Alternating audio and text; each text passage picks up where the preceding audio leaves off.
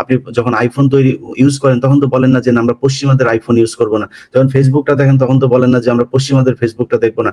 So আমি চাই চীন যেমন পুরো নিজের সবকিছু, চীন গুগল ইউজ করে না, ফেসবুক ইউজ করে না।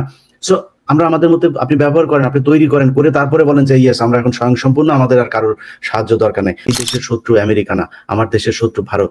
অতএব ভারতকে মোকাবেলা করতে হলে আমার বিদেশি কোনো রাষ্ট্রের সহায়তা যদি নিতে হয় সেটা আমাদেরকে নিতে হবে। আমরা যে বিষয়টা নিয়ে কথা বলতে চাই সেটা হচ্ছে, প্রথমেই আপনাদেরকে বলে রাখি যে জাতিসংঘ আমাদের বাংলাদেশে যে একটা তাদের অফিস খুলতে চাচ্ছেন, সেটা নিয়ে নানান ধরনের গুজব আমাদের দেশে আছে। অনেকে আমাকেও বলেছেন যে এই বিষয়টা নিয়ে আমারও কথা বলা উচিত, আমি এটার পক্ষে নাকি বিপক্ষে।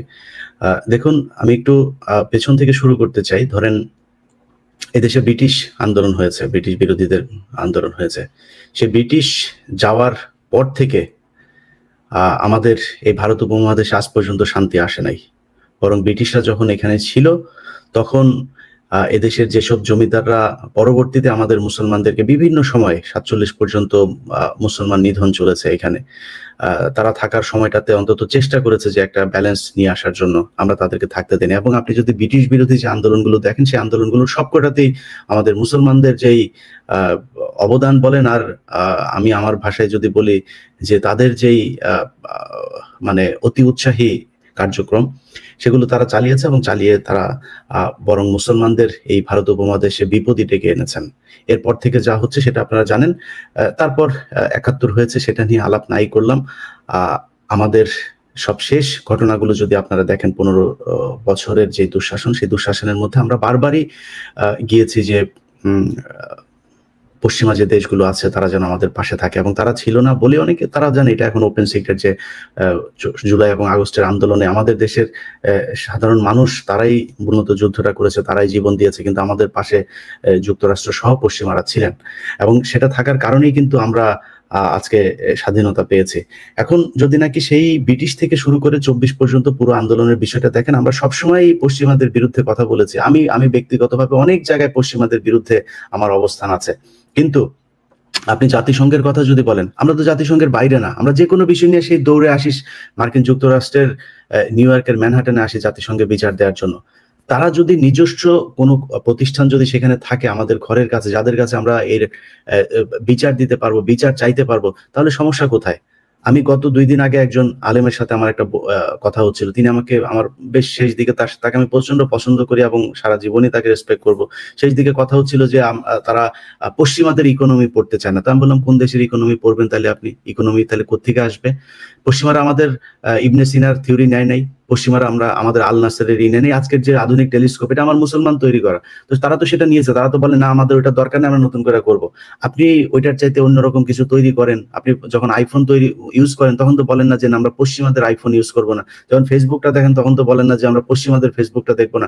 সো আমি চাই চীন যেমন পুরো নিজের সবকিছু, চীন গুগল ইউজ করে না, ফেসবুক ইউজ করে না। সো আমরা আমাদের মধ্যে আপনি ব্যবহার করেন, আপনি তৈরি করেন, করে তারপরে বলেন যে ইয়েস আমরা এখন স্বয়ংসম্পূর্ণ, আমাদের আর কারোর সাহায্য দরকার নেই। প্রতিটা মাদ্রাসা চলছে ঘুষখোর সুদখোর সবার টাকা দিয়ে। কোনোদিন জিজ্ঞেস করেন নাকি যে ভাই আমাদের এই টাকাটা যে আপনি দিচ্ছেন হালাল নাকি হারাম? সেটা তো জিজ্ঞেস করেন না। পশ্চিমারা যখন সাহায্য দেয় সেটা তো নেন, এনজিওর সাহায্য দিলে তখন তো নেন। সবকিছুই চলছে, সব জায়গায় আমাদের সবকিছুই ঠিক আছে। শুধু একটা জায়গায় এসে আপনারা ধর্মীয় কিছু গোঁড়ামি প্রতিষ্ঠা করার চেষ্টা করেন, সেটা দিয়ে আমাদের দেশের সবসময় সমস্যাগুলো তৈরি হয়। তো আমাদের বাস্তবতার সাথে তাল মিলিয়ে চলতে হবে। আমি চাই এই দেশের যারা আলেম আছেন তারা তাদের নিজস্ব জ্ঞান দিয়েই আসলে আমরা যাতে পৃথিবীতে চলতে পারি, পৃথিবীর বিভিন্ন দেশের সাথে আমরা যাতে আমাদের কোনো প্রয়োজনে যাতে তাদের বিরুদ্ধে আমরা অবস্থান নিতে পারি, সেরকম সক্ষমতা আমাদের দেশের তৈরি হোক। আলেমদের ভেতরে কিছু মানুষ তারা ডিজিএফআই টাকা পয়সা নিয়ে তারপরে তারা এখানে এটা করছেন দেশের ভেতরে একটা বিশৃঙ্খলা তৈরি করার জন্য। এবং ডিজিএফআই সহ সেনাবাহিনী তাদের মূল উদ্দেশ্য হচ্ছে এইটা করার কারণ হচ্ছে যে তারা চায় না যে জাতিসংঘ এখানে সরাসরি ইন্টারফেয়ার করুক। জাতিসংঘ যদি এটা করে তাহলে তাদের যেই এই 15 বছরে যে গুম খুনের সাথে জড়িত ছিল এই সেনা অফিসাররা একটাও বাঁচতে পারবেন না। এবং তারা কোন রকম বিএনপিকে ক্ষমতায় নিয়ে এসে তারপরে বিভিন্ন রাজনৈতিক দলের সাথে মিলেমিশে একটা গোজামিল দিয়ে বিচার করে এটা দায় সারা কাজ করে চলে যাবেন। সো আমরা চাই এটার সুষ্ঠু বিচার হোক। আর যে বিষয়টা বললাম যে আপনারা যদি আমার এই বক্তব্য শোনার পরে কেউ মনে করেন যে আমি আমেরিকার দালাল কিংবা কোনো দেশের দালাল, সেটা আপনার একান্ত ব্যাপার। আমি আমার সব কথা আমি আপনার মতো করে বলবো না, আমার নিজস্ব কিছু কথাবার্তা আছে, আমি সেটা প্রতিষ্ঠা করার জন্যই এখানে কথা বলি। সো আপনাদের কাছে অনুরোধ থাকবে, বিবেক দিয়ে এটা চিন্তা করতে হবে যে আসলে কি হচ্ছে আপনার দেশের বিরুদ্ধে। আমার এই দেশের শত্রু আমেরিকা না, আমার দেশের শত্রু ভারত। অতএব ভারতকে মোকাবেলা করতে হলে আমার বিদেশি কোনো রাষ্ট্রের সহায়তা যদি নিতে হয় সেটা আমাদেরকে নিতে হবে। এবং তাদেরকে কারা তাড়াতে চায়, আপনি বাংলাদেশের ইস্যুতে, বাংলাদেশের স্বাধীনতার ইস্যুতে প্রথম আলো কি বলে সেটা খেয়াল করবেন। প্রথম আলো যেটা বলবে আপনি সেটার বিরুদ্ধে অবস্থান নেবেন, ব্যাস এই দেশের আর কোনো সমস্যা থাকবে না।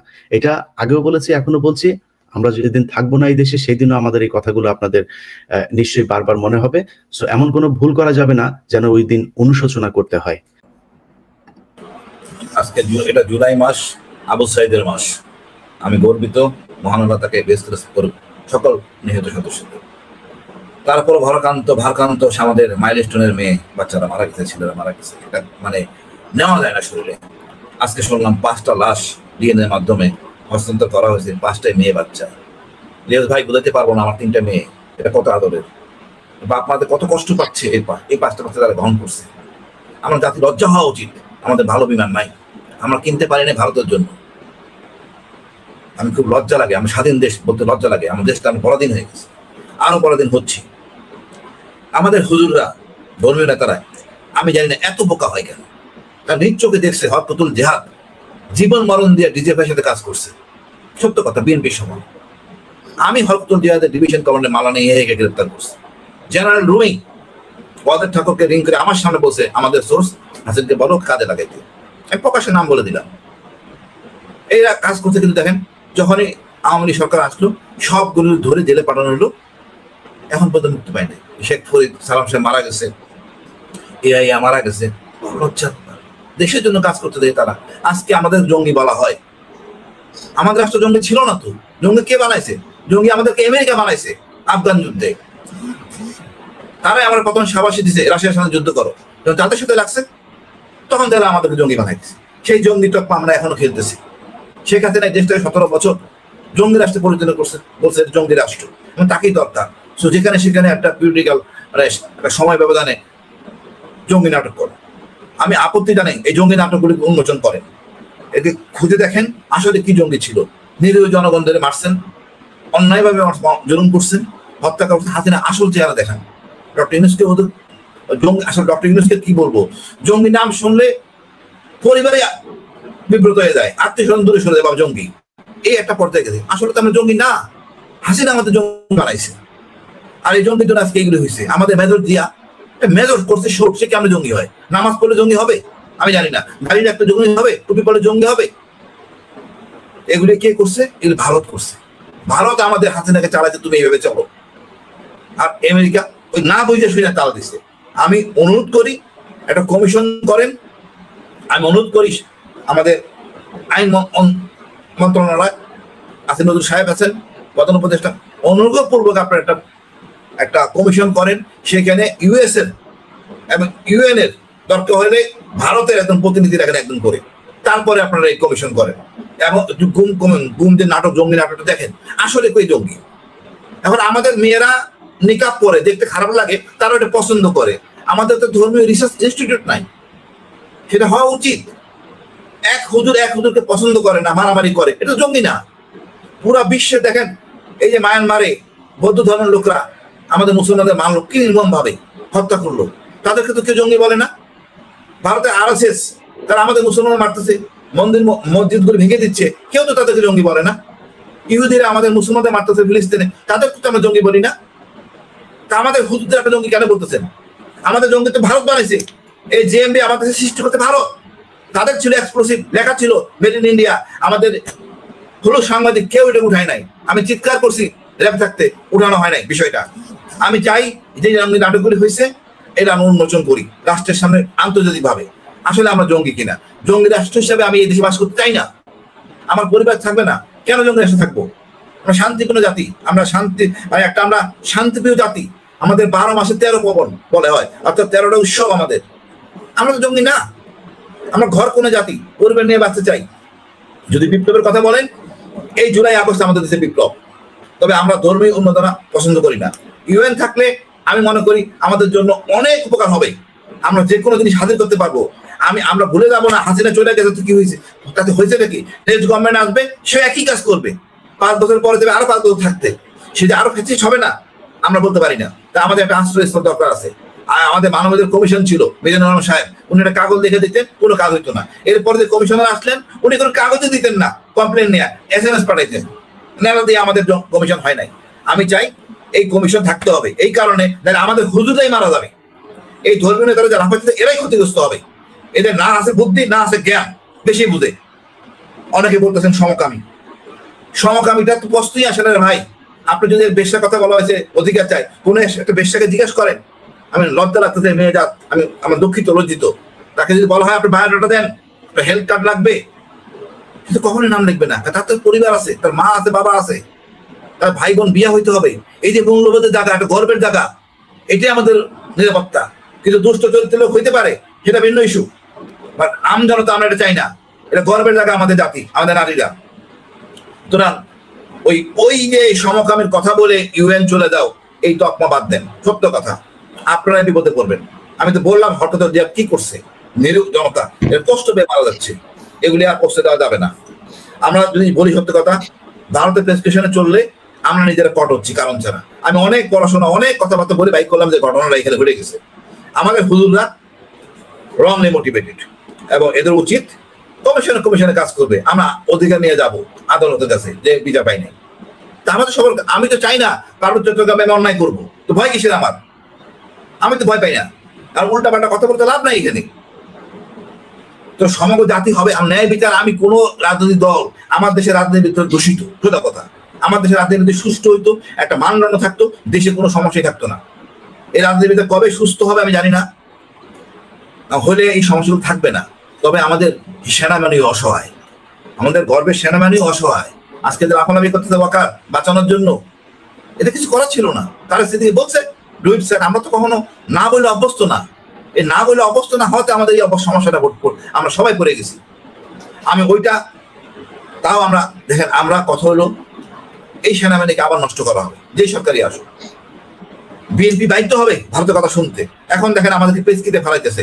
ওই আমাদের বলা হলো ট্যাক্স বা আমেরিকা, এখন বলা হচ্ছে যে আমেরিকান প্রোডাক্ট কিনতে হবে, চায়নাটা কিনা যাবে না। আমরা কি চায়না চাকর না আমেরিকার চাকর না পাকিস্তানের চাকর? আমরা তো নিজের পয়সায় চলি। কিন্তু একবার করিডোর, একবার এসব ফাইল লেবে করার কোনো কারণ নাই। আমাদের বিচার দেওয়ার জায়গা থাকবে। এই জিনিস যদি অন্যায় করে আমরা ওই UN এর কাছে রিপোর্ট কমপ্লেন করতে পারবো। আমাদের ওই সচিবালয় জমানত দিতে হবে না। UN এ যদি ওই মানবাধিকার অফিসটা থাকে, যে কেউ চিঠি দিতে পারবে, ন্যায় বিচার পাবে। এই জিনিসটা মাথায় ভর্তি থাকে। আল্লাহর রাস্তে এই UN এর পেপার নিয়ে কথা বলেন না। আর আপনার মেয়ে যদি সমকামী হইতে চায়, আপনি ঠেকাইতে পারবেন? স্যার আপনি একটা জিনিস দেখেন, মানে আমরা সারাদিন আমরা যে নিউজগুলো দেখি, আজকেও কিছুক্ষণ আগে আমি যখন টক শো করছি তখন রফিকুল ইসলাম মাদানী ভাই আমার একটা পাঠাইছে যে ভাই দেখেন সমকামিতা কোথায় হয়। এই যে এক ইয়েতে আপনার ইউনিভার্সিটিতে আপনার সেখান থেকে 4 জনকে ধরা হয়েছে, বহিষ্কার করা হয়েছে এই কারণে। বাংলাদেশে আমি সাংবাদিক হিসেবে যতটুকু আমার মানে কাছে তথ্য আছে, সবচাইতে বেশি সমকামিতা হয় হচ্ছে মিডিয়াতে। এই যে মডেল নিয়ে আসা হয় ছেলেদেরকে মডেল হিসাবে, আমি নাম বললাম না, খুব খুব রিনাউন্ড মডেল আছে বাংলাদেশের ছেলে, তাদেরকে সে কিন্তু সমকামী না, কিন্তু তাকে সমকামিতা করতে বাধ্য করা হয় বিভিন্ন পরিচালক, প্রযোজক এবং এইরকম বিভিন্ন লোকজন তাদেরকে সমকামিতার মধ্যে ঢুকায়। তারপরে বিভিন্ন ইউনিভার্সিটি, মাদ্রাসাতে পর্যন্ত। তো আপনি যদি মনে করেন যে জাতিসংঘ আমাদেরকে এসে এখন সমকামী বানাবে, সমকামিতা শিখাবে, এই যে সমকামিতা চলছিল এগুলো কে শিখিয়েছে? তখন তো ছিল না।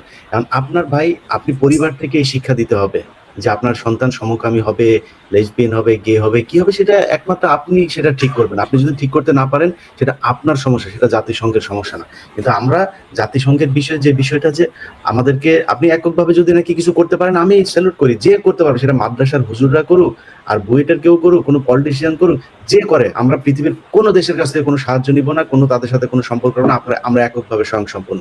আপনি করেন, উত্তর কোরিয়া তো তাদের ওইখানে কারোর কোনো পাত্তা দেয় না, যা মনে চায় তাই করে, স্বয়ংসম্পূর্ণ হন। যে বলেন যে হ্যাঁ আমার এখানে কেউ অ্যাটাক করতে পারবে না, আমার দেশ আবার 15 বছর ধরে কোনো দেশের এই অধীনে এইভাবে থাকবে না। সো আমরা তখন আপনাদের সাথে থাকবো। কিন্তু আমি মনে করি যে বাংলাদেশ এখনো 2 টাকার দরকার হলে বিশ্ব ব্যাংকের কাছে যায়। আমরা আফগানিস্তানেও দেখেছি যে যারা প্রচন্ড আমেরিকা বিরোধী, না পারে প্লেনের বিমানের চাকায় ধরে তারপরে দৌড় দেয়। সেই প্লেনের চিত্র তো আমাদের এখনো মনে আছে। তো সারাদিন আমেরিকার বিরুদ্ধে কথা বলে, আমেরিকার ভিসার জন্য যদি বলে আজকে যে বাংলাদেশের সবাইকে ভিসা দেওয়া হবে, একজনও বাদ থাকবে না, সব চলে যাবে এমবাসিতে। ইলিয়াস ভাই যদি আমেরিকার অ্যাম্বাসেডার একটা রেসকোর্স ময়দানে যায় আর দেখে বিএনপি দ্বারা জামাত দ্বারায় যে আমেরিকার অ্যাম্বাসেডার কাছে যে আসবে তার বেশি ভিসা দেওয়া হবে ওই লোক থাকবে না তো একটা এমন দুর্ভাগ্য ইলিয়াস ভাই আমাদের মিলিটারি অফিসার গর্বের সহিত আমার বলতেছে স্যার আমার বাচ্চাটা এবার আমেরিকা হবে মানে বাচ্চাটা কনসিভ করার পর বেড়াতে গেছে ওইখানে মানে বাচ্চা হয়েছে এখন সে গর্ব করে বলে আমার বাচ্চা আমেরিকা আছে অনেকে আমরা সবাই জানি কতটা নিচে আমরা এরা আমার দেশপ্রেমিক এদের আমি এই জন্য বলি যাদের বাচ্চা কাচ্চা বিদেশে পড়াশোনা করে হায়ার স্টাডিজ বাদে বা বিদেশে থাকে এদেরকে সেনাবাহিনী জেনারেল বানানো যাবে না সেনাবাহিনী জেনারেল এই দেশের শিক্ষা ব্যবস্থা গ্রহণ করবে এ তার বাচ্চা কাচ্চা এই দেশে পড়াশোনা করবে এই দেশের জনগণের সাথে থাকবে এটাই সে উন্নতি করবে মানে সবকিছু বিদেশে মানে পশ্চিমে চলে, সব পশ্চিমে চলে, খালি ওনাদেরকে এখন বানায় ফেলবে। এই জন্য এই আমেরিকান প্রথম আলোর এই ন্যারেটিভ থেকে আমাদের বের হয়ে আসতে হবে।